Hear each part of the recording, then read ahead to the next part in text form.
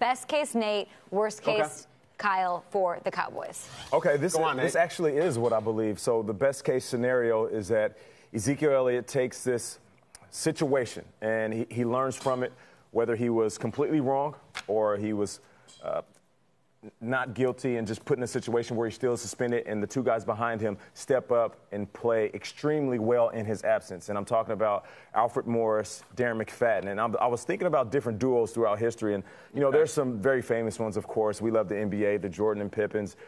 We love all the movie duos. But I'm thinking about two guys that were removed from the situation they were initially in. And Alfred Morris being a Redskin, Darren McFadden being a Raider. Now these guys are in a new situation with a new team. And it kind of reminded me of the Boston Celtics when they brought KG in and they brought Ray Allen in. Older guys at that point in their career, some would say they wrote them off. And now these guys are backing up Zeke saying, listen, you're going to be the second and third stringer with this offensive line, with that quarterback, another year in the system, offensive Linehan. All those weapons at the skill position, at the wide receiver and tight end, Jason Witten, the Hall of Famer, I believe that these two can hold down the fort, and not just hold down the fort in a way where you're putting a Band-Aid over a wound. I mean, they are going to do exactly what they need to do in order for this offense to be very effective. Darren McFadden still has speed. Alfred Morris looked great in that first preseason game.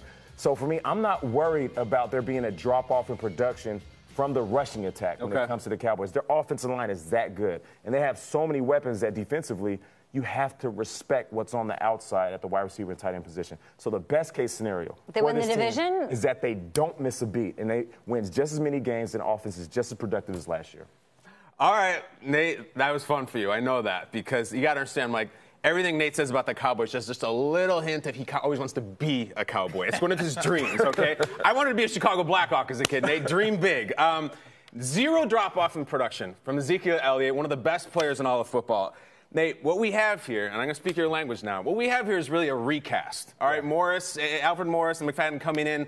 And Nate says zero drop-off. I think there's going to be a drop-off. Nate, I don't know if you think that Dan Aykroyd just as good as Bill Murray in Caddyshack 2 is the original.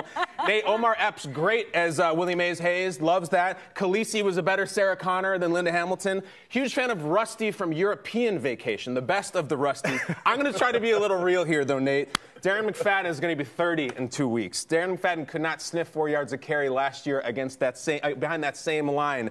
You know who else couldn't? Alfred Morris last year, 3.5 or something like that. It's also not the same line. You don't have Doug Freer. It's not the same line, and it's not the same running back. Zeke is really, really good. But when we talk about the best case, worst case scenario, at least the schedule's pretty easy, though, right? At least they got a break from the schedule gods, right? So let's go to that.